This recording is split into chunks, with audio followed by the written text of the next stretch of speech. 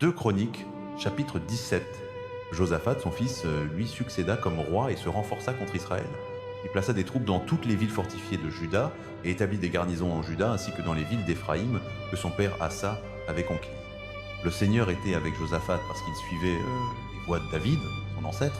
Dès les premiers temps, il ne consulta pas les Baals, mais rechercha le Dieu de son père et suivit ses commandements plutôt que les pratiques d'Israël. Le Seigneur affermit le royaume sous son autorité et tout Juda apporta des présents à Josaphat, de sorte qu'il posséda une grande richesse et un grand honneur. Son cœur était entièrement attaché aux voies du Seigneur.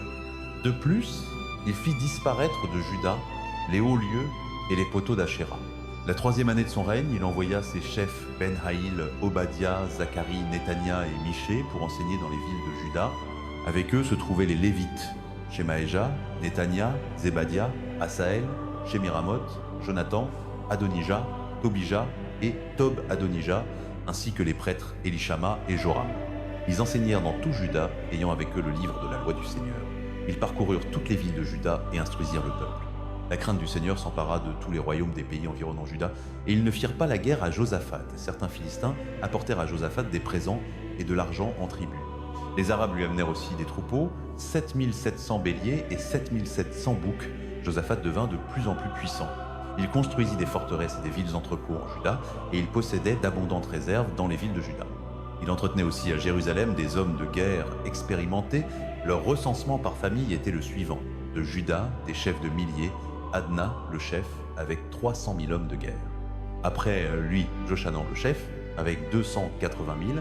Après lui, Amazias, fils de Zikri, qui s'était volontairement consacré au service du Seigneur, avec 200 000.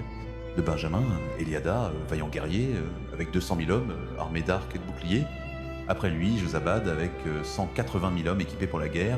Tels étaient ceux qui servaient le roi, en plus de ceux qu'il avait placés dans les villes fortifiées de tout Juda. 2 Chroniques, chapitre 18. Josaphat avait une grande richesse et un grand honneur, et il s'allia à Achab par mariage. Quelques années plus tard, il descendit pour voir Achab à Samarie. Achab fit tuer pour lui et pour les gens qui l'accompagnaient beaucoup de brebis et de bœufs, et il l'exhorta à attaquer Ramoth en Galaad. Achab, roi d'Israël, demanda à Josaphat, roi de Juda, « Veux-tu venir avec moi attaquer Ramoth en Galaad ?» Josaphat répondit, « Je suis comme toi, et mon peuple est comme ton peuple. Nous irons avec toi à la guerre. » Mais Josaphat dit encore au roi d'Israël, « Consulte d'abord la parole du Seigneur. » Alors le roi d'Israël rassembla les prophètes, 400 hommes, et leur demanda « Devons-nous aller faire la guerre contre Ramoth en Galaad ou dois-je y renoncer ?» Ils répondirent « Montez car Dieu le livrera entre les mains du roi. » Mais Josaphat dit « N'y a-t-il plus ici un prophète du Seigneur par lequel nous puissions consulter ?» Le roi d'Israël répondit à Josaphat « Il y a encore un homme par lequel on peut consulter le Seigneur, mais je le hais, car il ne prophétise jamais rien de bon à mon sujet, mais toujours du mal. C'est Michée, fils de Imla. » Josaphat dit « Que le roi ne parle pas ainsi. » Alors le roi d'Israël appela un officier et dit « Fais venir immédiatement Michée, fils de Imla. » Le roi d'Israël et Josaphat, roi de Juda, revêtus de leurs vêtements royaux, étaient assis chacun sur son trône, sur l'aire près de l'entrée de la porte de Samarie, et tous les prophètes prophétisaient devant eux.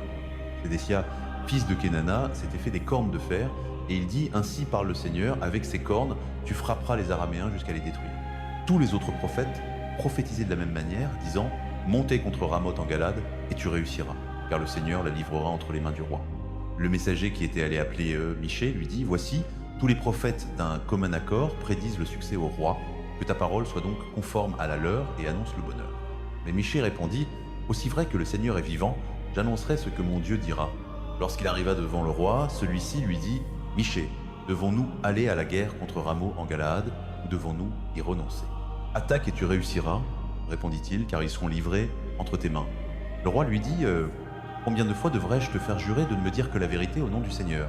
Alors Michée répondit « J'ai vu tout Israël dispersé sur les montagnes, comme des brebis qui n'ont point de berger. » Et le Seigneur a dit « Ces gens n'ont point de maître, que chacun retourne en paix dans sa maison. » Le roi d'Israël dit à Josaphat « Ne te l'avais-je pas dit? Il ne prophétise sur moi rien de bon, mais seulement du mal. » Michée continua « Écoutez donc la parole du Seigneur. J'ai vu le Seigneur assis sur son trône, et toute l'armée des cieux se tenant à sa droite et à sa gauche. Et le Seigneur dit Qui séduira Achab, roi d'Israël, pour qu'il monte attaquer Ramoth en Galaad et qu'il y périsse. L'un répondit d'une manière, l'autre d'une autre. Alors un esprit s'avança, se tint devant le Seigneur et dit Moi je le séduirai. Le Seigneur lui dit Comment?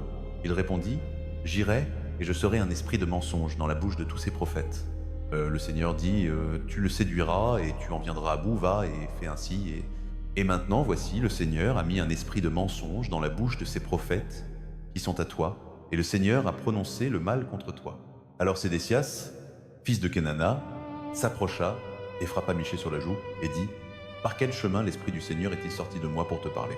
Michée répondit, « Tu le verras le jour où tu iras te cacher dans une chambre intérieure. » Le roi d'Israël ordonna alors, « Prenez Michée, ramenez-le vers Amon, chef de la ville, et vers Joas, fils du roi, et dites, ainsi parle le roi. Mettez cet homme en prison et nourrissez-le de pain et d'eau d'affliction jusqu'à ce que je revienne en paix. » Michée dit, « Si tu reviens en paix, le Seigneur n'a pas parlé par moi. » Et il ajouta, « Entendez-le, vous tous, peuple. » Le roi d'Israël et Josaphat, roi de Juda, montèrent à Ramoth en Galaad. Le roi d'Israël dit à Josaphat, « Je me déguiserai pour entrer dans la bataille, mais toi, revêt tes habits royaux. » Le roi d'Israël se déguisa donc et entra dans la bataille. Or, le roi d'Aram avait donné cet ordre au chef de ses chars, « Vous n'attaquerez ni petit ni grand, mais seulement le roi d'Israël. » Lorsque les chefs des chars virent Josaphat, ils dirent, « C'est le roi d'Israël. » Et ils se détournèrent pour l'attaquer. Mais Josaphat cria, et le Seigneur le secourut, Dieu les écarta de lui. Quand les chefs des chars virent que ce n'était pas le roi d'Israël, ils cessèrent de le poursuivre. Alors un homme tira de l'arc au hasard et frappa le roi d'Israël entre la cuirasse et les plaques de l'arme. Le roi dit au conducteur de son char, « Tourne et fais-moi sortir du combat, car je suis blessé. » Le combat fut acharné ce jour-là, et le roi d'Israël se tint debout sur son char en face des Araméens jusqu'au soir, et au coucher du soleil, il mourut. 2 Chroniques chapitre 19. Lorsque Josaphat, roi de Juda, fut revenu sain et sauf à son palais à Jérusalem, Jéhu le voyant, fils de Hanani, sortit à sa rencontre et dit au roi, « Devais-tu aider les méchants et aimer ceux qui haïssent le Seigneur? À cause de cela, la colère du Seigneur est sur toi. Il y a toutefois du bien en toi, car tu as fait disparaître du pays les poteaux d'Achéra, et tu as appliqué ton cœur à rechercher Dieu. » Josaphat demeura à Jérusalem. Puis il parcourut de nouveau le peuple, de Bir-Shéba jusqu'à la région montagneuse d'Éphraïm, et il les ramena au Seigneur, le Dieu de leur père. Il établit des juges dans le pays, dans toutes les villes fortifiées de Juda. Il leur dit, « Considérez attentivement ce que vous faites, car ce n'est pas pour des hommes que vous jugez, mais pour le Seigneur qui est avec vous lorsque vous rendez un verdict.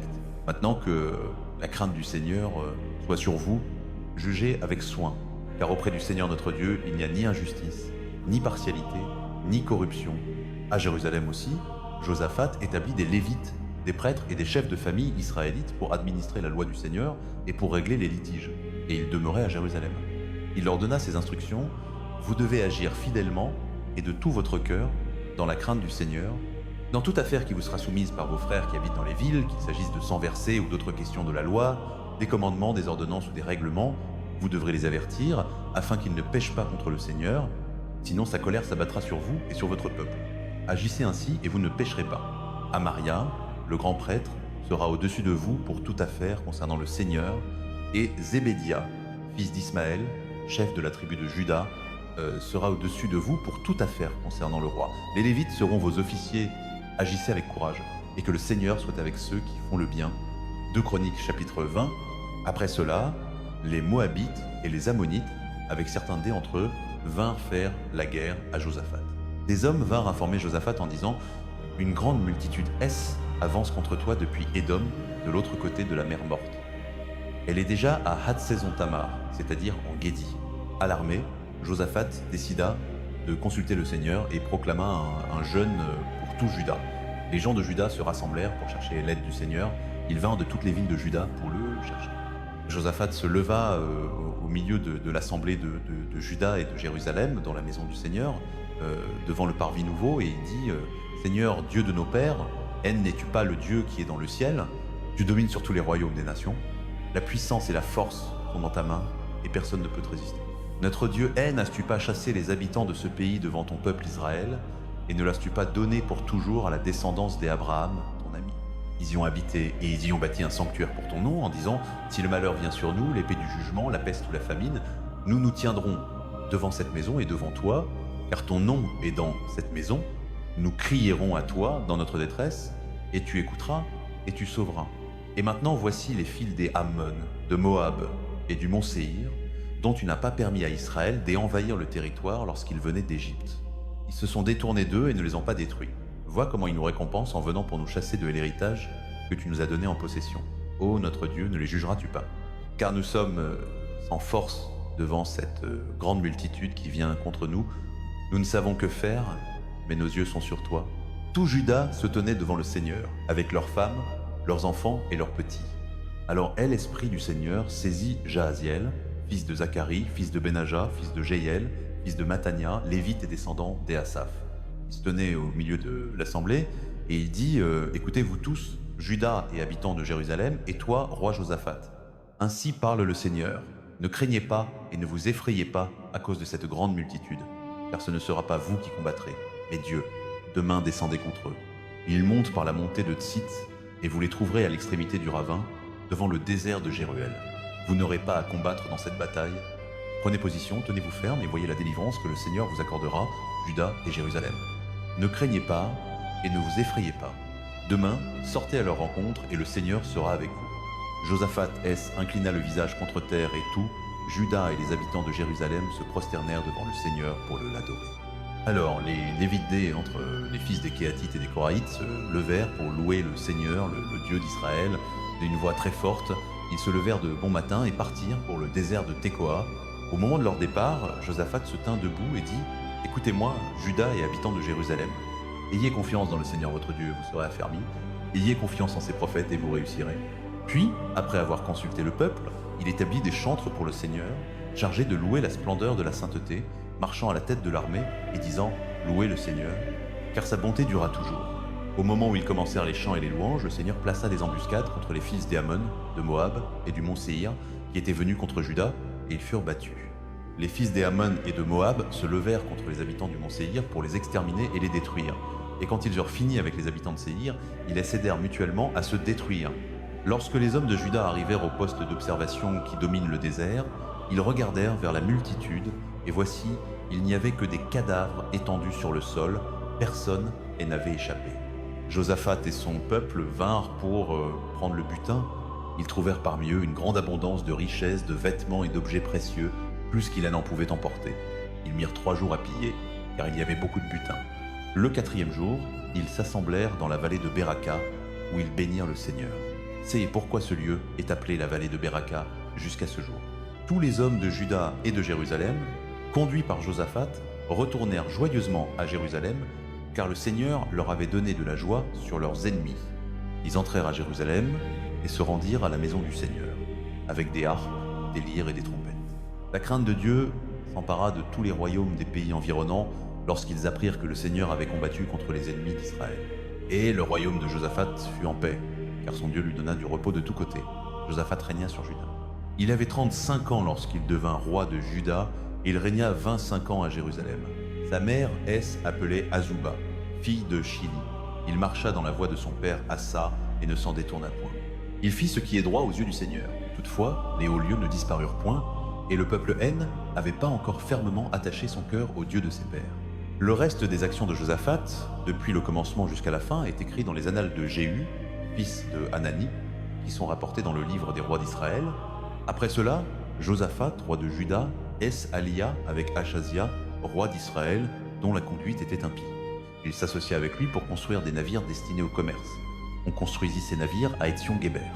Alors Éliézer, fils de Dodavaou, de Marécha, prophétisa contre Josaphat en disant « Parce que tu t'es allié avec Achazia, le Seigneur a détruit ton œuvre. » Et les navires furent brisés et ne purent aller à Tarsis pour faire le commerce.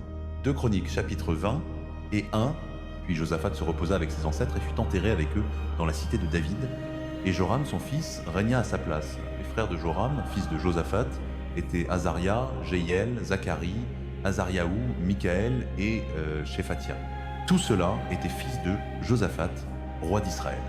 Leur père leur avait donné de nombreux dons d'argent et d'or et des objets de valeur, ainsi que des villes fortifiées en Juda, mais il avait donné le royaume à Joram, parce qu'il était son fils premier-né. Lorsque Joram s'établit solidement sur le royaume de son père, il fit périr par l'épée tous ses frères, ainsi que quelques-uns des chefs d'Israël. Joram avait 32 ans lorsqu'il devint roi, et il régna 8 ans à Jérusalem. Il suivit les voies des rois d'Israël, comme l'avait fait la maison d'Achab, car il épousa une fille d'Achab. Il fit ce qui est mal aux yeux du Seigneur. Toutefois, à cause de l'alliance que le Seigneur avait conclue avec David, le Seigneur ne voulut pas détruire la maison de David. Il avait promis de maintenir pour lui et pour ses descendants une lampe à jamais. Du temps de Joram, Édom se révolta contre Juda et se donna son propre roi. Joram s'y rendit alors avec ses chefs et tous ses chars. Ils l'encerclèrent, lui et les chefs de ses chars, mais il se leva de nuit et força le passage. Jusqu'à ce jour, Édom est en révolte contre Juda. Libna se révolta au même moment, parce que Joram avait abandonné le Seigneur, le Dieu de ses ancêtres. Il avait aussi construit des hauts lieux sur les collines de Juda, il avait entraîné les habitants de Jérusalem à se prostituer, et il avait égaré Juda. Joram reçut une lettre du prophète Élie qui disait « Ainsi parle le Seigneur, le Dieu de David ton père. Tu n'as pas suivi les voies de ton père Josaphat, ni celles d'Assa, roi de Juda. Mais tu as suivi les voies des rois d'Israël, tu as entraîné Juda et les habitants de Jérusalem à se prostituer, comme l'a fait la maison d'Achab. Tu as aussi assassiné tes propres frères, membres de ta famille, des hommes meilleurs que toi. Voici maintenant que le Seigneur va frapper d'un coup terrible ton peuple, tes fils, tes femmes et tout ce qui t'appartient. Et toi-même, tu seras atteint d'une maladie grave et persistante des entrailles, jusqu'à ce que la maladie fasse sortir tes entrailles. Le Seigneur excita contre Joram l'hostilité des Philistins et des Arabes qui habitaient près des Couchites. Ils attaquèrent Juda, y pénétrèrent et emportèrent tous les biens trouvés dans le palais du roi, ainsi que ses fils et ses femmes. Il ne lui resta aucun fils, sauf Achazia, le plus jeune. Après tout cela, le Seigneur frappa Joram d'une maladie incurable des entrailles. Avec le temps, au bout de la seconde année, ses entrailles sortirent à cause de la maladie, et il mourut dans de grandes souffrances. Son peuple ne fit pas de feu funèbre en son honneur, comme il l'avait fait pour ses prédécesseurs. Joram avait 32 ans lorsqu'il devint roi, et il régna 8 ans à Jérusalem. Il s'en alla sans être regretté, on l'enterra dans la cité de David, mais non dans les tombeaux des rois. 2 Chroniques, chapitre 20.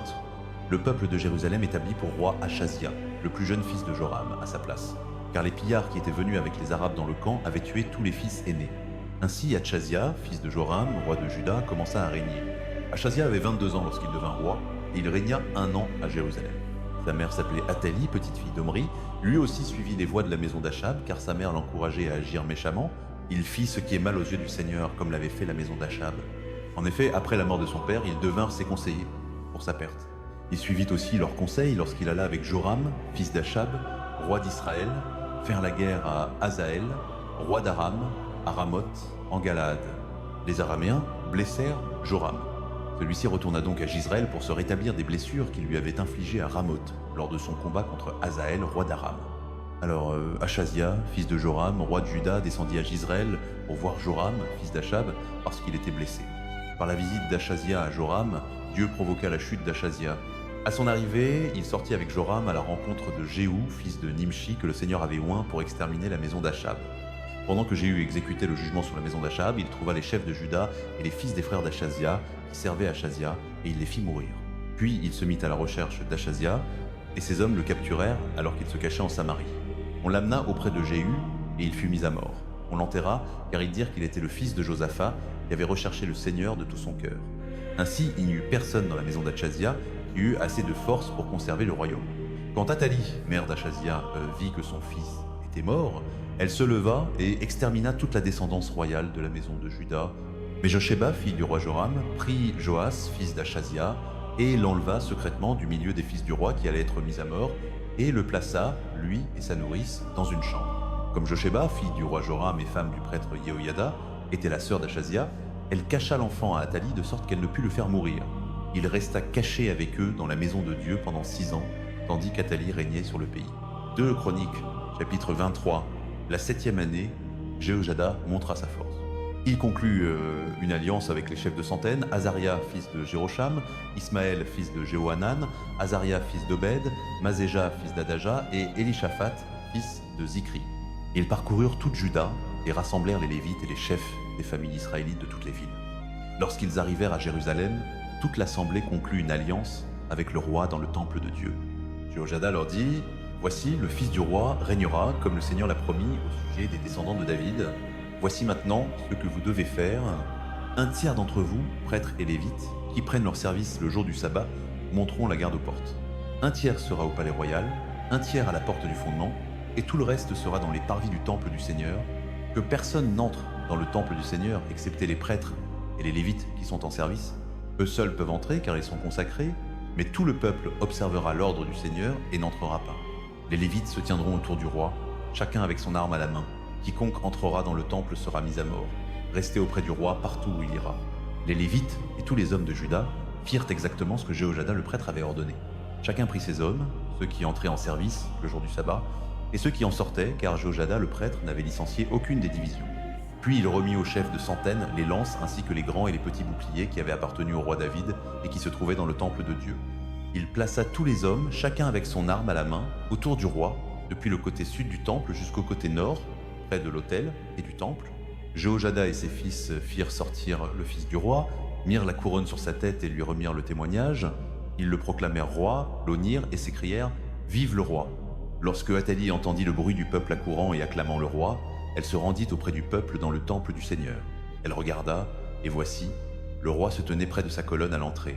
Les chefs et les trompettistes étaient à côté du roi, tout le peuple du pays se réjouissait et sonnait des trompettes, et les musiciens, avec leurs instruments, dirigeaient les louanges. Alors Athalie déchira ses vêtements et cria « Trahison, trahison !» Jéhojada le prêtre fit sortir les chefs de centaines qui commandaient les troupes et leur dit « Faites-la sortir hors des rangs, et que l'on passe au fil de l'épée, quiconque la suivra. » Car le prêtre avait dit « Ne la faites pas mourir dans le temple du Seigneur. » Ils se saisirent d'elle, et lorsqu'elle arriva à l'entrée de la porte des chevaux, dans l'enceinte du palais, ils la mirent à mort là. Jéhojada conclut ensuite une alliance par laquelle lui, le peuple et le roi s'engageaient à être le peuple du Seigneur. Tout le peuple alla au temple de Baal et le démolit. Ils brisèrent les autels et les idoles, et ils tuèrent Mathan, prêtre de Baal, devant les autels. Puis Jéhojada confia la surveillance du temple du Seigneur aux prêtres lévitiques auxquels David avait assigné des fonctions dans le temple afin d'offrir les holocaustes du Seigneur, selon ce qui est écrit dans la loi de Moïse, avec joie et chant, comme David l'avait ordonné. Il établit aussi des portiers aux portes du temple du Seigneur, afin que nul, sous quelque forme que ce soit, d'impur n'y entre. Il prit avec lui les chefs de centaines, les nobles, les gouverneurs du peuple et tout le peuple du pays, et il fit descendre le roi du temple du Seigneur. Ils entrèrent dans le palais par la porte supérieure et firent asseoir le roi sur le trône royal. Tout le peuple du pays se réjouissait et la ville était tranquille, car Athalie avait été mise à mort par l'épée. 2 Chroniques chapitre 24. Joas avait 7 ans lorsqu'il devint roi, et il régna 40 ans à Jérusalem. Le nom de sa mère était Sibia, elle était de Beersheba. Joas fit ce qui est droit aux yeux du Seigneur pendant toute la vie du prêtre Jéhoïada. Jéhoïada lui choisit 2 femmes, et il eut des fils et des filles. Quelque temps plus tard, Joas décida de restaurer le temple du Seigneur. Il rassembla les prêtres et les lévites et leur dit « Allez dans les villes de Juda et recueillez chaque année auprès de tout Israël l'argent destiné à réparer le temple de votre Dieu. Faites-le maintenant. » Mais les lévites n'agirent pas immédiatement. Alors le roi convoqua Jéhoïada, le grand prêtre, et lui dit « Pourquoi n'as-tu pas exigé des lévites qu'ils apportent de Juda et de Jérusalem l'impôt imposé par Moïse, serviteur du Seigneur, et par l'assemblée d'Israël pour la tente de la loi de l'Alliance ? En effet, les fils de cette femme méchante, Athalie, avaient fait irruption dans le temple de Dieu et avaient même utilisé les objets sacrés pour les Baals. Sur l'ordre du roi, on fabriqua un coffre que l'on plaça à l'extérieur, près de la porte du temple du Seigneur. Une proclamation fut alors publiée en Juda et à Jérusalem, demandant d'apporter au Seigneur l'impôt que Moïse, serviteur de Dieu, avait exigé d'Israël dans le désert. Tous les chefs et tout le peuple apportèrent leur contribution avec joie, les déposant dans le coffre jusqu'à ce qu'il soit plein. Chaque fois que le coffre était apporté par les Lévites aux fonctionnaires du roi et qui voyaient qu'il y avait beaucoup d'argent, le secrétaire royal et le représentant du grand prêtre venaient vider le coffre et le rapporter à sa place. Ils faisaient cela régulièrement et recueillirent une grande quantité d'argent. Le roi et Jéhoïada le remirent à ceux qui exécutaient les travaux nécessaires pour le temple du Seigneur. Ils engagèrent des maçons et des charpentiers pour restaurer le temple du Seigneur, ainsi que des ouvriers en fer et en bronze pour réparer le temple. Les hommes chargés du travail furent diligents et les réparations progressèrent sous leur direction. Ils reconstruisirent le temple de Dieu selon son plan d'origine et le consolidèrent. Lorsqu'ils eurent terminé, ils apportèrent le reste de l'argent au roi et à Jéhoïada, et l'on en fabriqua des objets pour le temple du Seigneur, des objets pour le service et pour les holocaustes, ainsi que des coupes et d'autres objets en or et en argent. Tant que Jéhoïada vécut, des holocaustes furent offerts continuellement dans le temple du Seigneur. Jéhoïada était vieux et rassasié de jours, et il mourut à l'âge de 130 ans. Il fut enterré avec les rois dans la cité de David, à cause du bien qu'il avait fait en Israël pour Dieu et pour son temple. Après la mort de Jéhoïada, les chefs de Juda vinrent rendre hommage au roi, et il les écouta. Ils abandonnèrent le temple du Seigneur, le Dieu de leur père, et adorèrent les poteaux d'Achéra et les idoles. À cause de leur culpabilité, la colère de Dieu s'abattit sur Juda et Jérusalem. Bien que le Seigneur envoya des prophètes vers le peuple pour le ramener à lui et qu'ils témoignassent contre eux, ils n'écoutèrent pas. Alors l'Esprit de Dieu saisit Zacharie, fils du prêtre Yehoyada. Il se tint devant le peuple et dit « Ainsi parle Dieu, pourquoi transgressez-vous les commandements du Seigneur? Vous ne prospérez pas. Parce que vous avez abandonné le Seigneur, il vous a abandonné. » Mais ils conspirèrent contre lui et, sur l'ordre du roi, ils le lapidèrent dans le parvis du temple du Seigneur. Le roi Joas ne se souvint pas de la bonté que Yehoyada, le père de Zacharie, avait exercée envers lui, et il fit tuer son fils, qui dit en mourant que le Seigneur voit cela et qu'il en demande compte. Au retour de l'année, l'armée d'Aram marcha contre Joas. Elle envahit Juda et Jérusalem et tua tous les chefs du peuple. Ils envoyèrent tout le butin à leur roi à Damas. Bien que l'armée araméenne fût venue avec peu d'hommes, le Seigneur livra entre leurs mains une armée beaucoup plus nombreuse, parce que Juda avait abandonné le Seigneur, le Dieu de leur père. Ainsi le jugement fut exécuté contre Joas. Lorsque les Araméens se retirèrent, ils laissèrent Joas grièvement blessé. Ses officiers conspirèrent contre lui pour avoir assassiné le fils du prêtre Yehoyada, et ils le tuèrent dans son lit. Il mourut et fut enterré dans la cité de David, mais non dans les tombeaux des rois. Ceux qui conspirèrent contre lui furent Zabad, fils de Shiméat, d'une femme ammonite, et Yehozabad, fils de Shimrit, d'une femme moabite. Les récits concernant ses fils, les nombreuses prophéties à son sujet et le compte-rendu de la restauration du temple de Dieu sont écrits dans les annotations du livre des rois. Et Amathia, son fils, régna à sa place. 2 Chroniques, chapitre 25. Amzia avait 25 ans lorsqu'il devint roi et il régna à Jérusalem pendant 29 ans. Le nom de sa mère était Jéhoaden, elle était de Jérusalem. Il fit ce qui est droit aux yeux du Seigneur, mais non un cœur entier. Lorsque le royaume fut affermi sous son autorité, il fit exécuter les officiers qui avaient assassiné son père, le roi. Toutefois, il ne mit pas à mort leurs enfants, mais agit conformément à ce qui est écrit dans la loi, dans le livre de Moïse, où le Seigneur a ordonné que les pères ne seront pas mis à mort pour leurs enfants, ni les enfants mis à mort pour leur père. Chacun mourra pour son propre péché. Amazia rassembla les gens de Juda et les répartit selon leur famille, sous des chefs de milliers et des chefs de centaines pour tout Juda et Benjamin. Il fit ensuite le recensement de ceux âgés de 20 ans et au-dessus, et il trouva 300 000 hommes aptes au service militaire, capables de manier la lance et le bouclier. Il engagea aussi 100 000 hommes vaillants d'Israël pour 100 talents d'argent. Mais un homme de Dieu vint à lui et dit « Ô roi, ces troupes d'Israël ne doivent pas marcher avec toi, car le Seigneur n'est pas avec Israël, ni avec aucun des fils d'Éphraïm. Même si tu allais combattre avec courage, Dieu te renverserait devant l'ennemi, car Dieu a le pouvoir d'aider ou de renverser. » Amazia dit à l'homme de Dieu « Mais que faire des 100 talents que j'ai donnés pour les troupes d'Israël ?» Et l'homme de Dieu répondit « Le Seigneur peut te donner bien plus que cela. » Alors Amazia renvoya les troupes qui étaient venues à lui d'Éphraïm et les fit retourner chez elles. Elles furent très irritées contre Juda et repartirent chez elles dans une grande colère. Amzia rassembla alors ses forces et conduisit son armée dans la vallée du Sel, où il tua 10 000 hommes de Séir. Et l'armée de Juda en captura aussi 10 000 vivants, les conduisit au sommet d'un rocher et les jeta en bas, de sorte qu'ils furent tous brisés. Pendant ce temps, les troupes que Amazia avait renvoyées et qu'il n'avait pas autorisées à participer à la guerre pillèrent les villes de Juda, depuis Samarie jusqu'à Beth-Horon. Elles tuèrent 3000 personnes et emportèrent de grandes quantités de butin. Lorsque Amazia revint de la défaite des Édomites, il rapporta les dieux des habitants de Séir.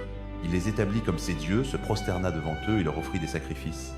La colère du Seigneur s'enflamma contre Amazia et il envoya vers lui un prophète qui lui dit « Pourquoi consultes-tu les dieux de ce peuple, qui n'ont pas pu sauver leur propre peuple de ta main ?» Pendant qu'il parlait encore, le roi lui dit « T'es, avons-nous établi, conseiller du roi. Arrête, pourquoi serais-tu frappé ?» Le prophète se tut mais dit « Je sais que Dieu a résolu de te détruire parce que tu as fait cela et que tu n'as pas écouté mon conseil. » Après cela, Amazia, roi de Juda, consulta ses conseillers et envoya un défi à Joash, fils de Jéhoachaz, fils de Jéhu, roi d'Israël, en disant « Viens, affrontons-nous face à face dans la bataille. » Mais Joash, roi d'Israël, répondit à Amazia, roi de Juda, un chardon du Liban envoya un message à un cèdre du Liban en disant « Donne ta fille à mon fils pour femme. » Puis une bête sauvage du Liban passa et écrasa le chardon. Tu te dis que tu as battu Édom, et ton cœur est enorgueilli et tu te glorifies. Reste maintenant chez toi. Pourquoi provoquer le malheur et tomber, toi et Juda, avec toi? Amzia ne voulut pas écouter, car Dieu agissait ainsi afin de les livrer entre les mains de Joash, parce qu'ils avaient recherché les dieux d'Édom. Alors Joash, roi d'Israël, monta à l'attaque. Lui et Amazia, roi de Juda, affrontèrent à Beth-Shemesh, en Juda. Juda fut battu devant Israël, et chacun enfuit vers sa tente. Joash, roi d'Israël, captura Amazia, roi de Juda, fils de Joash, fils de Achazia, à Beth-Shemesh. Il le conduisit à Jérusalem et abattit le mur de Jérusalem depuis la porte d'Éphraïm jusqu'à la porte de El-Angle, sur une longueur d'environ 400 coudées. Il prit tout l'or et l'argent et tous les objets qui se trouvaient dans la maison de Dieu, gardés par Obed-Édom, ainsi que les trésors de la maison du roi et les otages, puis il retourna à Samarie. Amazia, fils de Joach, roi de Juda, vécut encore 15 ans après la mort de Joach, fils de Joachaz, roi d'Israël. Les autres événements du règne d'Amzia, du commencement à la fin, ne sont-ils pas écrits dans le livre des rois de Juda et d'Israël? Depuis le moment où Amazia se détourna de suivre le Seigneur, on conspira contre lui à Jérusalem et il s'enfuit à Lachish. Mais ils envoyèrent des hommes à sa poursuite jusqu'à Lachish et ils le tuèrent là. On le ramena sur des chevaux et il fut enterré avec ses pères dans la ville de Juda, 2 Chroniques chapitre 26. Puis tout le peuple de Juda prit Asa, âgé de 16 ans, et le fit roi à la place de son père Amzia. C'est lui qui rebâtit Éla et la rendit à Juda après qu'Amzia se fut reposé avec ses ancêtres. Aya avait 6 ans lorsqu'il devint roi et il régna 52 ans à Jérusalem. Le nom de sa mère était Jalia, elle était de Jérusalem. Il fit ce qui est droit aux yeux du Seigneur, comme l'avait fait son père Amazia. Il rechercha Dieu au jour de Zacharie, qu'il instruisait dans la crainte de Dieu, et tant qu'il rechercha le Seigneur, Dieu lui accorda le succès. Il fit la guerre aux Philistins et abattit les murailles de Gath, de Jabna et d'Ashdod. Puis il rebâtit des villes près d'Ashdod et ailleurs parmi les Philistins. Dieu l'aida contre les Philistins, contre les Arabes qui habitaient à Gorbeil et contre les Méonites. Les Ammonites apportèrent un tribut à Asia et sa renommée s'étendit jusqu'à la frontière de l'Égypte car il était devenu très puissant. Isaïa bâtit des tours à Jérusalem, à la porte de l'angle, à la porte de la vallée et à l'angle du mur et il les fortifia. Il bâtit aussi des tours dans le désert et creusa de nombreux systèmes car il possédait beaucoup de bétail dans les basses terres et dans la plaine. Il avait des ouvriers pour cultiver ses champs et ses vignes dans les montagnes et dans les terres fertiles car il aimait le sol.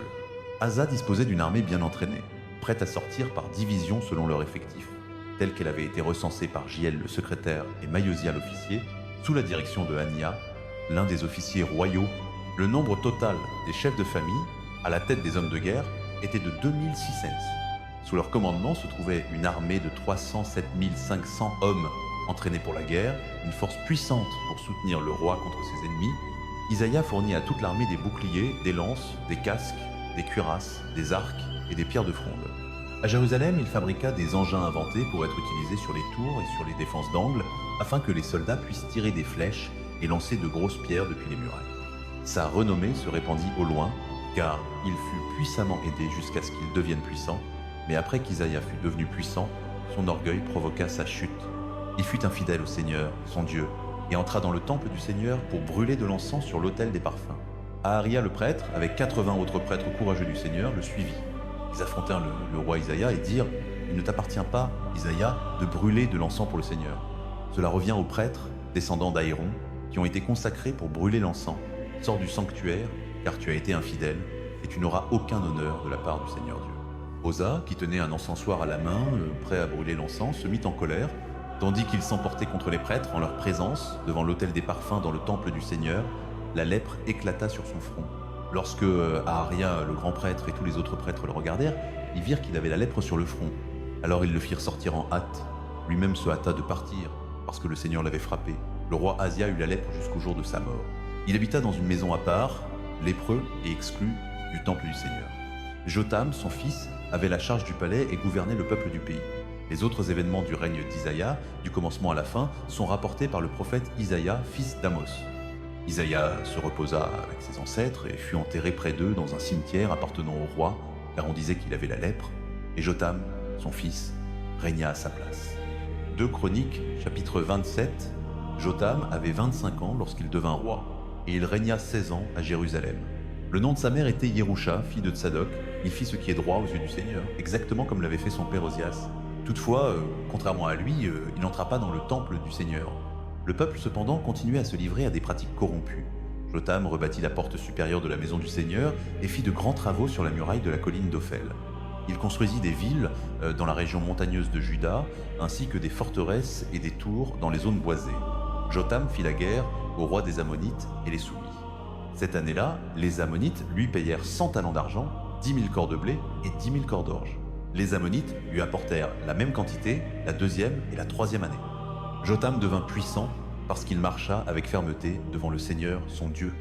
Les autres événements du règne de Jotham, toutes ses guerres et ses autres actions, sont écrits dans le livre des rois d'Israël et de Juda. Il avait 25 ans lorsqu'il devint roi, et il régna 16 ans à Jérusalem. Jotham se reposa avec ses pères et fut enterré dans la cité de David, et Achaz devint roi à sa place. 2 Chroniques chapitre 28. Achaz avait 20 ans lorsqu'il devint roi, et il régna 16 ans à Jérusalem. Contrairement à David, son père, il fit pas ce qui est droit aux yeux du Seigneur. Il suivit les voies des rois d'Israël et fabriqua même des idoles pour adorer Baal.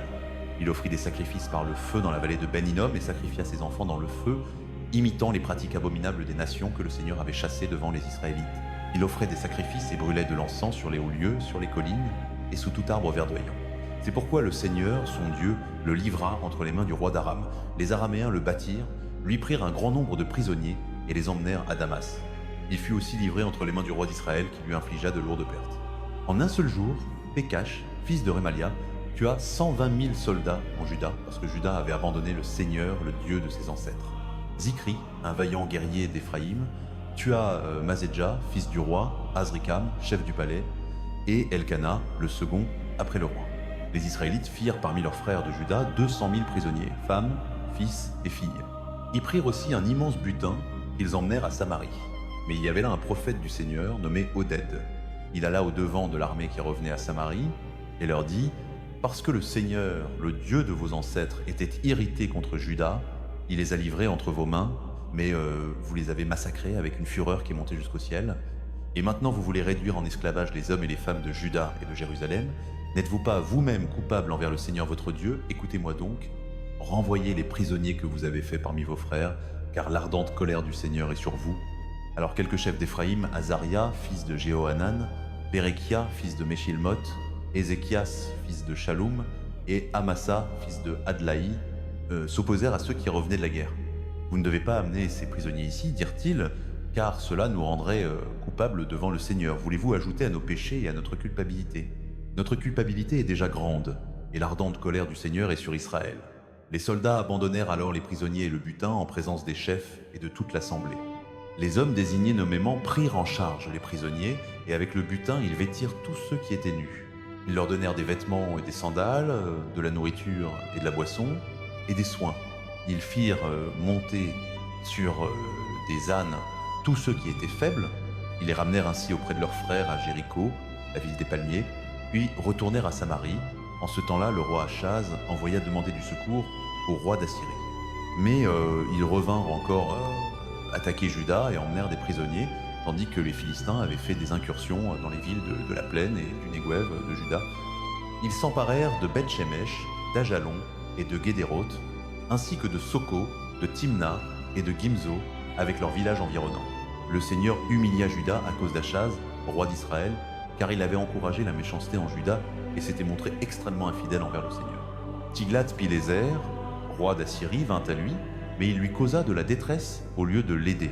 Achaz prit une partie des biens du temple du Seigneur, du palais royal et des chefs, et les donna au roi d'Assyrie. Mais cela ne lui fut d'aucun secours. Au temps de sa détresse, le roi Achaz devint encore plus infidèle au Seigneur. Il offrit des sacrifices aux dieux de Damas qui l'avaient frappé, car il se disait puisque les dieux des rois d'Aram les ont secourus, je leur offrirai des sacrifices afin qu'ils me viennent en aide. Mais ils furent sa ruine et celle de tout Israël. Achaz rassembla les ustensiles de la maison de Dieu et les mit en pièces. Il ferma les portes du temple du Seigneur et érigea des autels à tous les coins de rue à Jérusalem. Dans chaque ville de Juda, il construisit des hauts lieux pour offrir des sacrifices à d'autres dieux, provoquant ainsi la colère du Seigneur, le Dieu de ses ancêtres. Les autres événements de son règne, toutes ses actions depuis le commencement jusqu'à la fin, sont écrits dans le livre des rois de Juda et d'Israël. Achaz se coucha avec ses ancêtres et fut enterré dans la ville de Jérusalem, mais il ne fut pas placé dans les tombeaux des rois d'Israël. Ézéchias, son fils, régna à sa place. 2 Chroniques chapitre 29. Ézéchias avait 25 ans lorsqu'il devint roi, et il régna 29 ans à Jérusalem. Le nom de sa mère était Abia, fille de Zacharie. Il fit ce qui est droit aux yeux du Seigneur, comme l'avait fait David son père. Le premier mois de la première année de son règne, il ouvrit les portes du temple du Seigneur et les répara. Il fit venir les prêtres et les lévites, les rassembla sur la place orientale et leur dit « Écoutez-moi Lévites, sanctifiez-vous maintenant et sanctifiez le temple du Seigneur, le Dieu de vos pères. Ôtez du sanctuaire toute impureté. Nos pères ont été infidèles. Ils ont fait ce qui est mal aux yeux du Seigneur notre Dieu et l'ont abandonné. Ils ont détourné leur visage de la demeure du Seigneur et lui ont tourné le dos. Ils ont aussi fermé les portes du portique et éteint les lampes. Ils n'ont pas brûlé d'encens et n'ont présenté aucun holocauste dans le sanctuaire au Dieu d'Israël. C'est pourquoi la colère du Seigneur est tombée sur Juda et Jérusalem. Il en a fait un objet d'effroi, d'horreur et de mépris, comme vous le voyez de vos propres yeux. Voilà pourquoi nos pères sont tombés par l'épée et pourquoi nos fils, nos filles et nos femmes sont en captivité. Maintenant, j'ai l'intention de conclure une alliance avec le Seigneur, le Dieu d'Israël, afin que son ardente colère se détourne de nous. Mes fils, ne soyez pas négligents à présent, car le Seigneur vous a choisis pour vous tenir devant lui, pour le servir, pour être ses ministres et pour brûler l'encens. Alors ces Lévites se mirent à l'œuvre, parmi les Cuatites, Maat, fils d'Amassaï, et Joël, fils d'Azaria, parmi les Mérarites, Kish, fils d'Abdi, et Azaria, fils de Yéhalélel, parmi les Gershonites, Joach, fils de Zima, et Éden, fils de Joach. Parmi les descendants d'Élitsaphan, Shimri et Yéhiel, parmi les descendants d'Asaph, Zacharie et Matania. Parmi les descendants d'Éman, Yéhiel et Shimei. Parmi les descendants de Yédoutoun, Shemaïa et Ouziel. Lorsqu'ils eurent rassemblé leurs frères, les Lévites, et se furent sanctifiés, ils entrèrent pour purifier le temple du Seigneur, conformément à l'ordre du roi, selon la parole du Seigneur. Les prêtres entrèrent dans le sanctuaire du Seigneur pour le purifier. Ils sortirent dans le parvis du temple du Seigneur toutes les choses impures qu'ils trouvèrent dans le temple du Seigneur. Les Lévites les prirent et les transportèrent hors de la ville, dans la vallée du Cédron. Ils commencèrent la sanctification le premier jour du premier mois. Le 8e jour du mois, ils atteignirent le portique du Seigneur. Ils consacrèrent encore pendant 8 jours le temple du Seigneur lui-même, et ils achevèrent le 16e jour du premier mois. Ensuite, ils entrèrent auprès du roi Ézéchias et dirent « Nous avons purifié tout le temple du Seigneur, l'autel des holocaustes avec tous ses ustensiles, et la table des pains consacrée avec tous ses objets. Nous avons préparé et sanctifié tous les objets que le roi Achaz avait écartés dans son infidélité pendant son règne. Ils sont maintenant devant l'autel du Seigneur. » De bon matin, le roi Ézéchias rassembla les chefs de la ville et monta à la maison du Seigneur. Ils amenèrent 7 taureaux, 7 béliers, 7 agneaux mâles et 7 boucs mâles pour le sacrifice, pour le péché, pour le royaume, pour le sanctuaire et pour Juda. Le roi ordonna aux prêtres, descendants d'Aaron, de les offrir sur l'autel du Seigneur. Ils égorgèrent les taureaux et les prêtres prirent le sang et le répandirent sur l'autel. Ensuite, ils égorgèrent les béliers et répandirent leur sang sur l'autel. Puis ils égorgèrent les agneaux et répandirent leur sang sur l'autel. Les boucs pour le sacrifice pour le péché furent amenés devant le roi et devant l'assemblée, et ils posèrent leurs mains sur eux. Les prêtres égorgèrent alors les boucs et présentèrent leur sang sur l'autel comme sacrifice pour le péché, afin de faire l'expiation pour tout Israël. Car le roi avait ordonné l'holocauste et le sacrifice pour le péché pour tout Israël. Il plaça les Lévites dans le temple du Seigneur, avec des cymbales, des harpes et des lyres, selon l'ordre de David, de Gad, le voyant du roi, et de Nathan, le prophète. Cet ordre venait du Seigneur par l'intermédiaire de ses prophètes. Les Lévites se tinrent donc prêts avec les instruments de David, et les prêtres avec leurs trompettes.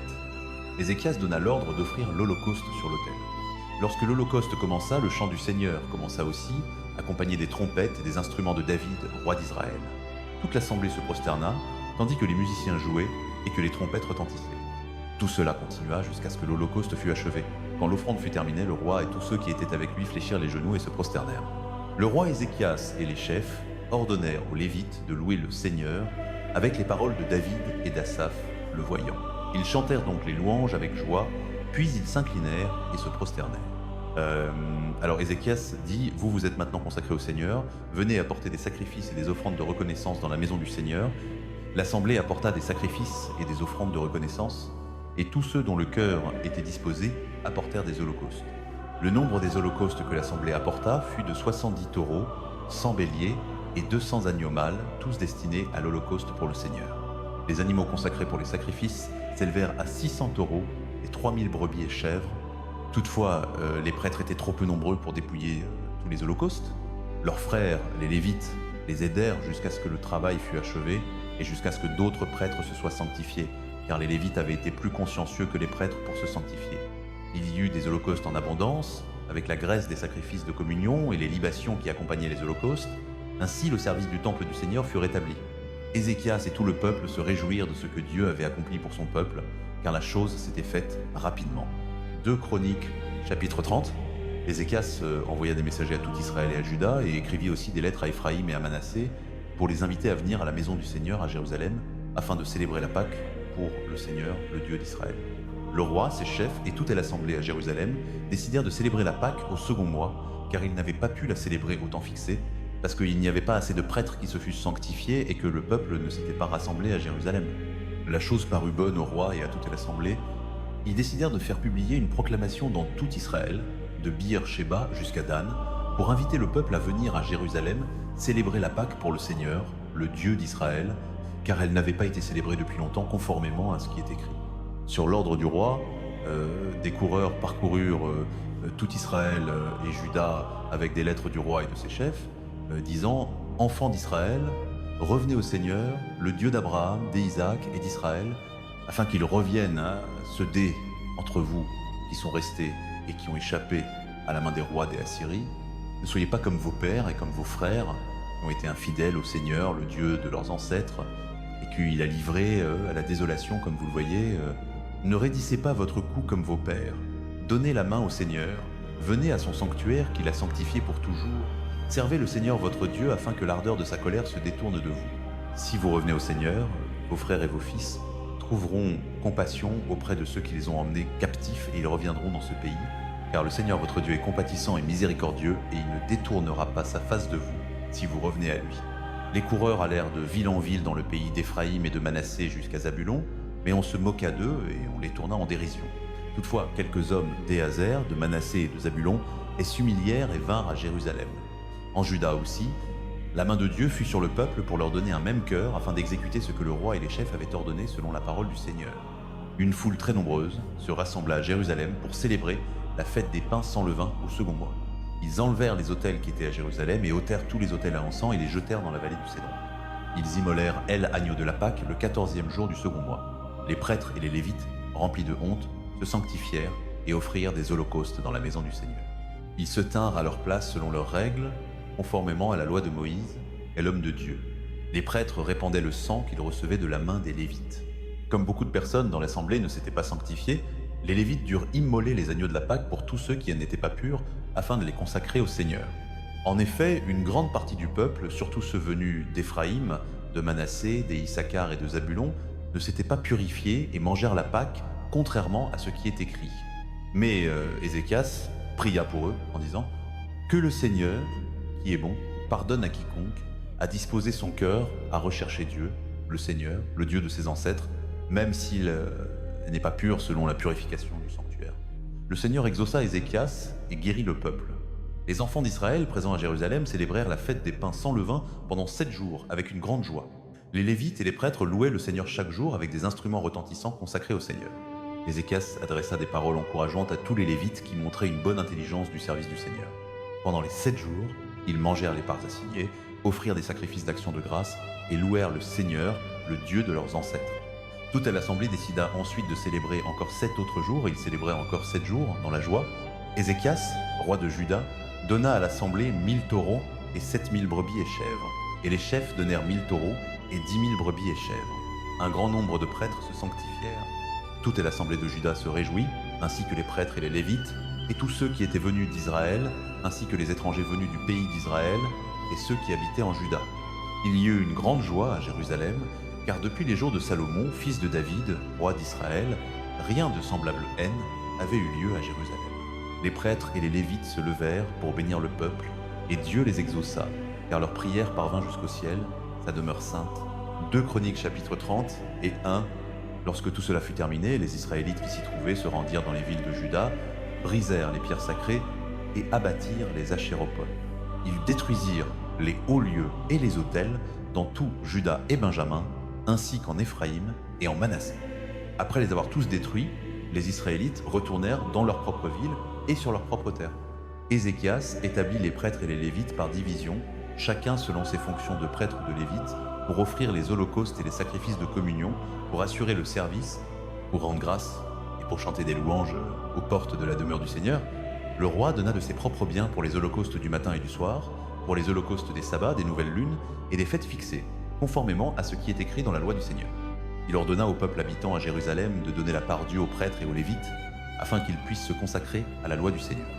Dès que l'ordre fut publié, les Israélites apportèrent généreusement les prémices de leur blé, du vin nouveau, de l'huile d'olive et du miel, et de tout ce que produisaient les champs.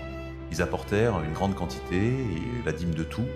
Les Israélites et les habitants de Juda qui vivaient dans les villes de Juda apportèrent aussi la dîme de leur gros et de leur petit bétail, ainsi que la dîme des choses consacrées au Seigneur leur Dieu.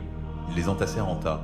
Ils commencèrent au 3e mois et achevèrent au 7e mois. Lorsque Ézéchias et ses chefs vinrent et virent l'état, ils louèrent le Seigneur et bénirent son peuple Israël. Ézéchias interrogea les prêtres et les Lévites au sujet des tas. Et Aharia, le grand prêtre de la famille de Tsadok, répondit: « Depuis que le peuple a commencé à apporter ses offrandes au temple du Seigneur, nous avons eu assez à manger et beaucoup en réserve, car le Seigneur a béni son peuple, et cette grande quantité est ce qui reste. » Ézéchias donna l'ordre de préparer des réserves dans le temple du Seigneur, et cela fut fait. Alors on y apporta fidèlement les offrandes, les dîmes et les dons consacrés. Conania, le Lévite, était l'intendant chargé de ces choses, et son frère Shimi venait après lui. Jaël, Ahazia, Nahat, Ael, Jérimoth, Joseph, Elia, Ishmakaïa, Mahat et Banaya étaient les assistants de Conania et de Shimi, son frère. Tout cela servait par ordre du roi Ézéchias et d'Azéria, l'officier chargé du temple de Dieu. Coré, fils d'Imna, le Lévite, gardien de la porte orientale, était chargé des offrandes volontaires faites à Dieu pour distribuer les contributions offertes au Seigneur ainsi que les dons consacrés. Éden, Manamin, Yeshua, Shemia, Amaria et Shania l'assistaient fidèlement dans les villes des prêtres, distribuant à leurs frères prêtres selon leur division, aux plus âgés comme aux plus jeunes. En outre, ils distribuaient aux hommes âgés de 3 ans et plus, dont les noms figuraient dans les registres généalogiques, à tous ceux qui entraient dans le temple du Seigneur pour accomplir le service quotidien de leurs diverses tâches, selon leurs responsabilités et leurs divisions. Ils distribuaient aussi aux prêtres inscrits par famille dans les registres généalogiques, et de même aux Lévites âgés de 20 ans et plus, selon leurs responsabilités et leurs divisions. Ils incluaient tous les petits-enfants, les femmes, les fils et les filles de toute la communauté inscrite dans ces registres généalogiques, car ils étaient fidèles à se consacrer. Quant aux prêtres, descendants d'Aaron, qui habitaient dans les terres agricoles autour de leur ville ou dans d'autres villes, des hommes furent désignés nommément pour distribuer des portions à chaque mâle parmi eux, ainsi qu'à tous ceux qui étaient inscrits dans les généalogies des Lévites. C'est ainsi qu'Ézéchias agit dans tout Juda, faisant ce qui est bon, droit et fidèle devant le Seigneur son Dieu. Dans tout ce qu'il entreprit pour le service de la maison de Dieu, dans l'obéissance à la loi et au commandement, il rechercha son Dieu et agit de tout son cœur. Et il réussit. 2 Chroniques chapitre 32. Après tout ce qu'Ézéchias avait accompli avec fidélité, Sénachérib, roi d'Assyrie, vint envahir Juda. Il assiégea les villes fortifiées, pensant se les soumettre. Quand Ézéchias vit que Sénachérib était venu et qu'il avait l'intention de faire la guerre à Jérusalem, il se concerta avec ses chefs et ses hommes de guerre pour boucher les sources d'eau qui se trouvaient hors de la ville, et ils l'aidèrent. Ils rassemblèrent une grande foule qui boucha toutes les sources et le torrent qui coulait à travers le pays. Pourquoi les rois d'Assyrie viendraient-ils trouver tant d'eau, disait-il. Puis il travailla avec énergie à réparer toutes les brèches de la muraille et à y construire des tours. Il bâtit une autre muraille à l'extérieur, renforça les terrasses de la cité de David et fabriqua en grande quantité des armes et des boucliers. Il établit des chefs militaires sur le peuple, les rassembla près de lui sur la place de la porte de la ville et les encouragea par ses paroles. Soyez forts et courageux.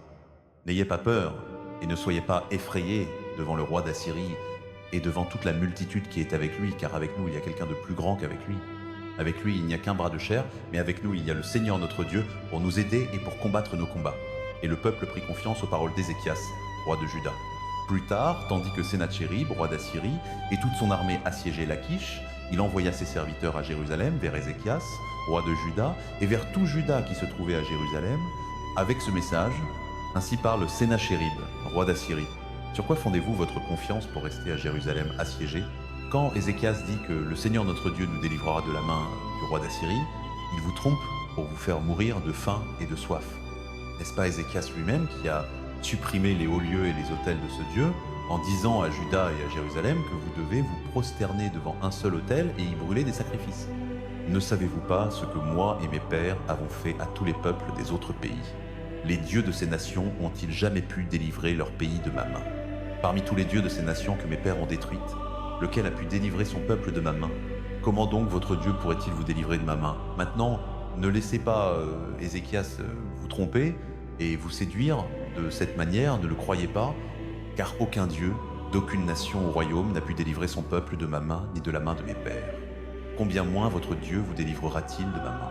Les serviteurs de Sénachérib parlèrent encore contre le Seigneur Dieu et contre son serviteur Ézéchias.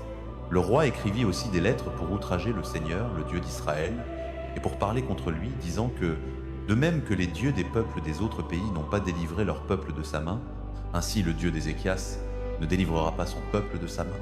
Ils crièrent à haute voix en hébreu au peuple de Jérusalem qui se trouvait sur la muraille, afin de les effrayer et de les troubler pour s'emparer de la ville. Ils parlèrent du Dieu de Jérusalem comme des dieux des peuples de la terre, ouvrage de main d'homme.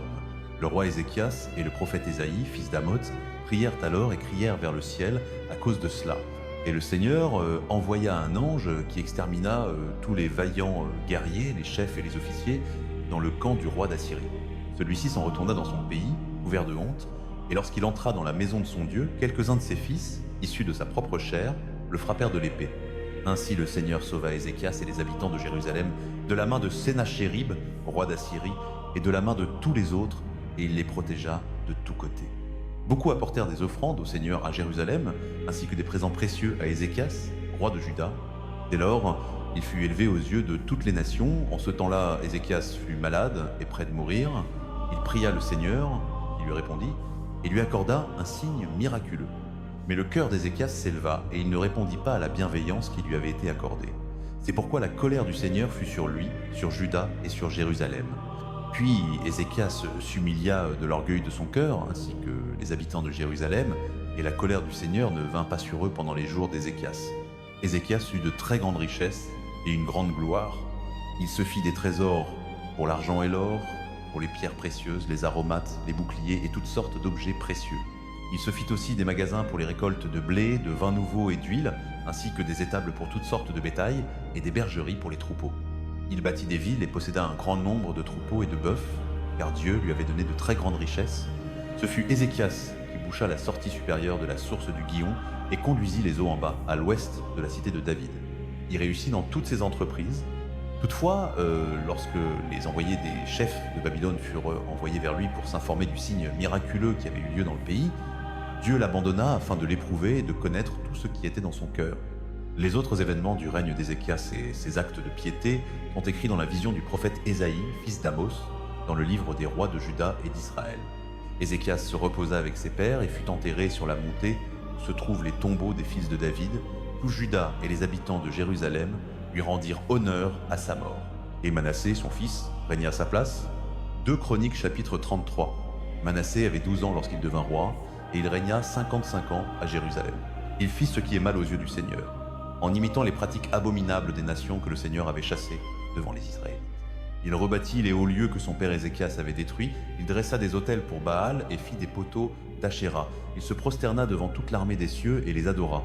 Il construisit des autels dans le temple du Seigneur, dont le Seigneur avait dit « Mon nom demeurera à Jérusalem pour toujours ». Dans les 2 parvis du temple du Seigneur, il bâtit des autels pour toute l'armée des cieux. Il sacrifia ses enfants par le feu dans la vallée de Ben Hinnom, pratiqua la divination et la magie, rechercha les présages et consulta les médiums et les spirites. Il fit beaucoup de mal aux yeux du Seigneur, provoquant sa colère. Il prit l'image qu'il avait faite et la plaça dans le temple de Dieu, au sujet duquel Dieu avait dit à David et à son fils Salomon, « Dans ce temple et à Jérusalem, que j'ai choisi parmi toutes les tribus d'Israël, je mettrai mon nom pour toujours. Je ne ferai plus errer les pieds d'Israël hors du pays que j'ai donné à leurs ancêtres, pourvu seulement qu'ils prennent soin d'observer tout ce que je leur ai commandé, selon toute la loi, les prescriptions et les ordonnances données par l'intermédiaire de Moïse. » Mais Manassé égara Juda et les habitants de Jérusalem, au point qu'ils firent plus de mal que les nations que le Seigneur avait détruites devant les Israélites. Le Seigneur parla à Manassé et à son peuple, mais n'y prêtèrent aucune attention. Alors le Seigneur fit venir contre eux les chefs de l'armée du roi d'Assyrie, qui capturèrent Manassé, lui mirent un crochet au nez, le lièrent avec des chaînes de bronze, et l'emmenèrent à Babylone. Dans sa détresse, il implora la faveur du Seigneur, son Dieu, et s'humilia profondément devant le Dieu de ses ancêtres. Lorsqu'il lui adressa sa prière, le Seigneur se laissa toucher par sa supplication et exauça sa demande. Il le ramena à Jérusalem dans son royaume. Alors Manassé reconnut que le Seigneur est Dieu. Après cela, il rebâtit la muraille extérieure de la cité de David, à l'ouest de la source du Guillon, dans la vallée, jusqu'à l'entrée de la porte des Poissons, en entourant la colline d'Ophel, et il l'éleva très haut. Il établit des chefs militaires dans toutes les villes fortifiées de Juda. Il ôta les dieux étrangers et retira l'image de la maison du Seigneur, ainsi que tous les autels qu'il avait construits sur la montagne du Temple et à Jérusalem, et il les jeta hors de la ville. Puis il rétablit l'autel du Seigneur et y offrit des sacrifices d'action, de grâce et de reconnaissance, et il ordonna à Juda de servir le Seigneur, le Dieu d'Israël. Toutefois, le peuple continua d'offrir des sacrifices sur les hauts lieux, mais seulement au Seigneur, leur Dieu. Les autres événements du règne de Manassé, y compris sa prière adressée à son Dieu et les paroles que les voyants lui adressèrent au nom du Seigneur, le Dieu d'Israël, sont écrits dans les annales des rois d'Israël. Sa prière, la manière dont Dieu se laissa toucher par sa supplication, tous ses péchés et ses infidélités, les lieux où il bâtit des hauts lieux et dressa des poteaux d'Achéra et des idoles avant de s'humilier, tout cela est écrit dans les chroniques des voyants. Manassé se coucha avec ses ancêtres et fut enterré dans son palais, et Amon, son fils, régna à sa place. Amon avait 22 ans lorsqu'il devint roi, et il régna 2 ans à Jérusalem. Il fit ce qui est mal aux yeux du Seigneur, comme l'avait fait son père Manassé. Amon rendit un culte et offrit des sacrifices à toutes les idoles que Manassé avait fabriquées. Mais contrairement à son père Manassé, il ne s'humilia pas devant le Seigneur. Amon augmenta sa culpabilité. Les serviteurs d'Amon conspirèrent contre lui et le tuèrent dans son palais. Alors le peuple du pays fit mourir tous ceux qui avaient conspiré contre le roi Amon, et ils établirent Josias, son fils, roi à sa place. 2 Chroniques chapitre 34. Josias avait 8 ans lorsqu'il devint roi, et il régna 31 ans à Jérusalem. Il fit ce qui est droit aux yeux du Seigneur, et suivit les voies de David son père, sans s'en détourner ni à droite ni à gauche. La 8e année de son règne, alors qu'il était encore jeune, il commença à rechercher le Dieu de David, son père. La 12e année, il commença à purifier Juda et Jérusalem, des hauts lieux, des poteaux d'Achéra et des idoles. Sous sa direction, on renversa les autels des Baals. Il mit en pièces les autels à encens qui se trouvaient au-dessus d'eux. Il brisa les poteaux d'Achéra et les idoles, les réduisit en poussière et les dispersa sur les tombeaux de ceux qui leur avaient offert des sacrifices. Il brûla les os des prêtres sur leurs autels. C'est ainsi qu'il purifia Juda et Jérusalem. Dans les villes de Manassé, d'Éphraïm et de Siméon jusqu'à Nephtali et dans les ruines qui les entouraient, il renversa les autels et les poteaux d'Achéra, il réduisit les idoles en poudre et mit en pièces tous les autels à encens dans tout Israël. Puis il retourna à Jérusalem. La 18e année du règne de Josias, afin de purifier le pays et le temple, il envoya Shaphan, fils d'Atsalia, Masséia, chef de la ville, et Joach, fils de Joachaz, l'archiviste, pour réparer le temple du Seigneur son Dieu. Ils se rendirent auprès de Hilkia, le grand prêtre, et lui remirent l'argent qui avait été apporté dans la maison de Dieu, que les Lévites, gardiens des portes, avaient recueilli auprès des habitants de Manassé, d'Éphraïm, de tout le reste d'Israël, de tout Juda et Benjamin, ainsi que des habitants de Jérusalem. Ils le confièrent ensuite aux hommes chargés de diriger les travaux de la maison du Seigneur. Ceux-ci payèrent les ouvriers qui travaillaient à réparer et à restaurer le temple. Ils donnèrent aussi de l'argent aux charpentiers et aux bâtisseurs pour acheter des pierres de taille et du bois destinées aux solives et aux poutres des bâtiments que les rois de Juda avaient laissés tomber en ruine. Les ouvriers travaillaient avec fidélité. Pour les diriger, il y avait Jahath et Obadiah, lévites descendants de Merari, et Zacharie et Meshulam, descendants de Kuéhat. Les lévites, tous habiles à jouer des instruments de musique, surveillaient les manœuvres et dirigeaient tous les ouvriers d'un travail à l'autre. Certains des lévites étaient secrétaires, scribes et portiers. Pendant qu'ils sortaient l'argent qui avait été apporté dans la maison du Seigneur, Hilkia, le prêtre, trouva le livre de la loi du Seigneur donné par Moïse. Hilkia dit à Shaphan, le secrétaire, « J'ai trouvé le livre de la loi dans la maison du Seigneur. » Et il le donna à Shaphan. Shaphan apporta le livre au roi et lui fit ce rapport. « Tes serviteurs font tout ce qui leur a été confié. Ils ont versé l'argent qui se trouvait dans la maison du Seigneur et l'ont remis aux surveillants et aux ouvriers. » Puis Shaphan, le secrétaire, informa encore le roi, « Le prêtre Hilkia m'a donné un livre. » Et Shaphan le lut devant le roi. Lorsque le roi entendit les paroles de la loi, il déchira ses vêtements. Il donna ses ordres à Hilkia, à Ahikam, fils de Shaphan, à Abdon, fils de Mika, à Shaphan, le secrétaire, et à Asaya, serviteur du roi, « Allez consulter le Seigneur pour moi, pour le reste d'Israël et de Juda, au sujet des paroles de ce livre qui a été trouvé. Grande est la colère du Seigneur qui s'est déversée sur nous, parce que ceux qui nous ont précédés n'ont pas observé la parole du Seigneur et n'ont pas agi conformément à tout ce qui est écrit dans ce livre. » Hilkia et ceux que le roi avait envoyés allèrent parler à la prophétesse Hulda, femme de Shaloum, fils de Tokat, fils de Hasra, gardien des vêtements. Elle habitait à Jérusalem, dans le quartier nouveau. Elle leur dit « Ainsi parle le Seigneur, le Dieu d'Israël. Dites à l'homme qui vous a envoyé vers moi, ainsi parle le Seigneur. Je vais faire venir le malheur sur ce lieu et sur ses habitants, toutes les malédictions écrites dans le livre qui a été lu devant le roi de Juda, parce qu'ils m'ont abandonné et qu'ils ont brûlé de l'encens à d'autres dieux, provoquant ma colère par toutes les œuvres de leurs mains. Ma colère se déversera sur ce lieu et ne s'éteindra pas. Mais dites au roi de Juda qui vous a envoyé pour consulter le Seigneur.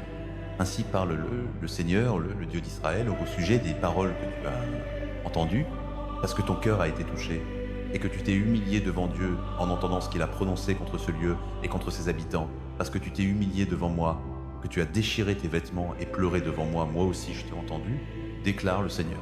Voici, je vais te rassembler auprès de tes pères, tu seras recueilli dans ton tombeau en paix, et tes yeux ne verront pas tout le malheur que je vais faire venir sur ce lieu et sur ses habitants. Ils rapportèrent la réponse au roi. Alors le roi rassembla tous les anciens de Juda et de Jérusalem. Il monta à la maison du Seigneur avec les hommes de Juda, les habitants de Jérusalem, les prêtres et les Lévites, tout le peuple, du plus petit au plus grand. Il lut à leurs oreilles toutes les paroles du livre de l'Alliance qui avait été trouvé dans la maison du Seigneur. Le roi se tint à sa place et renouvela l'alliance devant le Seigneur, s'engageant à suivre le Seigneur, à garder ses commandements, ses prescriptions et ses ordonnances, de tout son cœur et de toute son âme, et à mettre en pratique les paroles de l'Alliance écrites dans ce livre. Il fit entrer dans l'Alliance tous ceux qui se trouvaient à Jérusalem et en Benjamin. Les habitants de Jérusalem agirent conformément à l'Alliance de Dieu, le Dieu de leur père. Josias ôta toutes les abominations de tout le territoire appartenant aux Israélites, et il obligea tous ceux qui se trouvaient en Israël à servir le Seigneur leur Dieu. Tant qu'il vécut, ils ne se détournèrent pas du Seigneur, le Dieu de leur père. 2 Chroniques, chapitre 35. Josias célébra la Pâque pour le Seigneur à Jérusalem, et l'agneau de la Pâque fut immolé le 14e jour du premier mois. Il établit les prêtres dans leurs fonctions et les encouragea dans le service de la maison du Seigneur. Il dit aux Lévites qui instruisaient tout Israël et qui étaient consacrés au Seigneur: placez l'arche sainte dans la maison qu'a bâtie Salomon, fils de David, roi d'Israël. Vous n'avez plus à la porter sur vos épaules. Maintenant, servez le Seigneur votre Dieu et son peuple Israël. Préparez-vous par famille, selon vos divisions, conformément à ce qui est écrit par David, roi d'Israël, et par son fils Salomon. Tenez-vous dans le lieu saint avec une section de Lévites pour chaque subdivision des familles de vos frères, le peuple. Immolez les agneaux de la Pâque, sanctifiez-vous et préparez les agneaux pour vos frères en accomplissant ce que le Seigneur a ordonné par l'intermédiaire de Moïse. Josias donna aux membres du peuple présent un total de 30 000 agneaux et chevreaux pour les offrandes de la Pâque, ainsi que 3 000 têtes de gros bétail, le tout provenant des biens du roi. Ces chefs firent aussi des dons volontaires au peuple, aux prêtres et aux Lévites. Ilkidja, Zacharie et Jéhiel, responsables de la maison de Dieu, donnèrent aux prêtres 2600 offrandes de la Pâque et 300 têtes de gros bétail. De plus, Konania, avec Shemaïa et Nathanaël ses frères, ainsi que Achabja, Jéhiel et Josabad, chefs des Lévites, fournirent aux Lévites 5000 offrandes de la Pâque et 500 têtes de gros bétail. Le service fut organisé et les prêtres se tinrent à leur place avec les Lévites selon leur division, comme le roi El avait ordonné. Les agneaux de la Pâque furent immolés et les prêtres répandirent sur l'autel le sang qu'ils recevaient des Lévites, tandis que les Lévites dépouillaient les victimes. Ils mirent à part les holocaustes pour les donner aux subdivisions des familles du peuple afin de les offrir au Seigneur, comme il est écrit dans le livre de Moïse. Ils firent de même pour le gros bétail. Ils firent rôtir les victimes de la Pâque au feu selon la règle et firent cuire les offrandes consacrées dans des marmites, des chaudrons et des poêles, puis les distribuèrent rapidement à tout le peuple. Après cela, ils préparèrent pour eux-mêmes et pour les prêtres, car les prêtres, fils d'Aaron, furent occupés à offrir les holocaustes et les graisses jusqu'à la nuit. C'est et pourquoi les Lévites firent les préparatifs pour eux-mêmes, et pour les prêtres, fils d'Aaron. Les chantres, descendants d'Asaph, étaient à leur place selon les prescriptions de David, d'Asaph, d'Héman et de Jeduthun, le voyant du roi. Les portiers à chaque porte haine n'eurent pas besoin de quitter leur poste, car leurs frères Lévites préparèrent pour eux. Ainsi, en ce temps-là, tout le service du Seigneur fut accompli pour célébrer la Pâque et offrir les holocaustes sur l'autel du Seigneur, selon l'ordre du roi Josias. Les Israélites présents célébrèrent alors la Pâque et observèrent la fête des pains sans levain pendant 7 jours. On n'avait pas célébré une Pâque semblable en Israël depuis les jours du prophète Samuel, et aucun des rois d'Israël n'avait célébré une Pâque comme celle que célébra Josias, avec les prêtres, les Lévites, tout Juda et Israël qui étaient présents, ainsi que les habitants de Jérusalem. Cette Pâque fut célébrée la 18e année du règne de Josias. Après tout cela, lorsque Josias eut remis en ordre la maison du Seigneur, Néco, roi d'Égypte, monta pour combattre à Carchemish sur les Euphrate, et Josias marcha à sa rencontre pour le combattre. Mais Néco lui envoya des messagers en disant « Que y a-t-il entre moi et toi, roi de Juda Ce n'est pas contre toi que je viens aujourd'hui, mais contre la maison avec laquelle je suis en guerre. Dieu même a ordonné de me hâter. Cesse de t'opposer à Dieu qui est avec moi afin qu'il ne te détruise pas. » Josias ne se détourna pas de lui, mais se déguisa pour l'attaquer. Il n'écouta pas les paroles de Nécho qui venaient de la bouche de Dieu, et il alla combattre dans la plaine de Megiddo. Les archers tirèrent sur le roi Josias, et il dit à ses serviteurs « Emmenez-moi, car je suis grièvement blessé. » Ils le retirèrent de son char, le mirent sur un autre char, et le conduisirent à Jérusalem, où il mourut. Il fut enterré dans les tombeaux de ses pères, et tout Juda et Jérusalem pleurèrent Josias. Jérémie composa des lamentations sur Josias, et jusqu'à ce jour, tous les chanteurs et toutes les chanteuses mentionnent Josias dans leurs lamentations. Cela devint une règle en Israël, et ces chants sont écrits dans les lamentations. Les autres événements du règne de Josias, ainsi que ses actes de piété conformément à ce qui est écrit dans la loi du Seigneur, et tous les faits depuis le commencement jusqu'à la fin, sont écrits dans le livre des rois d'Israël et de Juda, 2 Chroniques chapitre 36. Le peuple du pays prit Joachaz, fils de Josias, et le fit roi à Jérusalem à la place de son père. Joachaz avait 23 ans lorsqu'il devint roi, et il régna 3 mois à Jérusalem.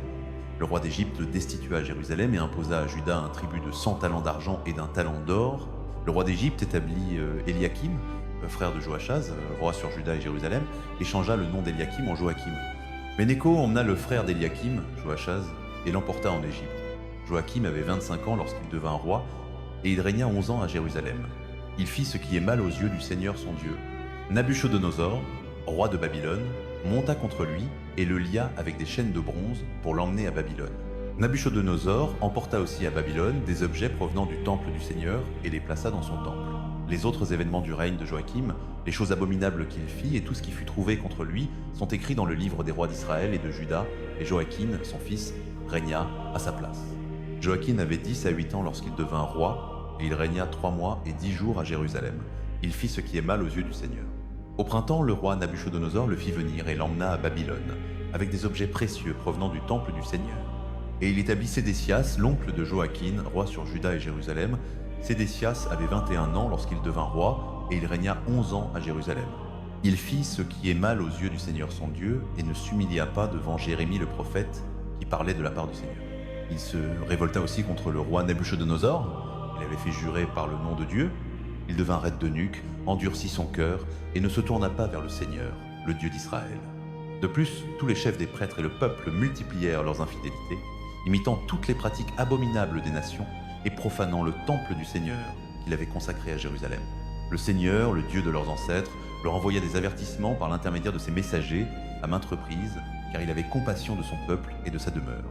Mais ils se moquèrent des messagers de Dieu, méprisèrent ses paroles et tournèrent en dérision ses prophètes, jusqu'à ce que la colère du Seigneur s'enflamme contre son peuple sans qu'il y ait de remède. Il fit monter contre eux le roi des Babyloniens, qui tua leurs jeunes gens par l'épée dans le sanctuaire et n'épargna ni jeunes hommes, ni jeunes femmes, ni vieillards, ni infirmes. Dieu les livra tous entre les mains de Nabuchodonosor. Celui-ci emporta à Babylone tous les objets du temple de Dieu, grands et petits, les trésors du temple du Seigneur, ainsi que les trésors du roi et de ses chefs.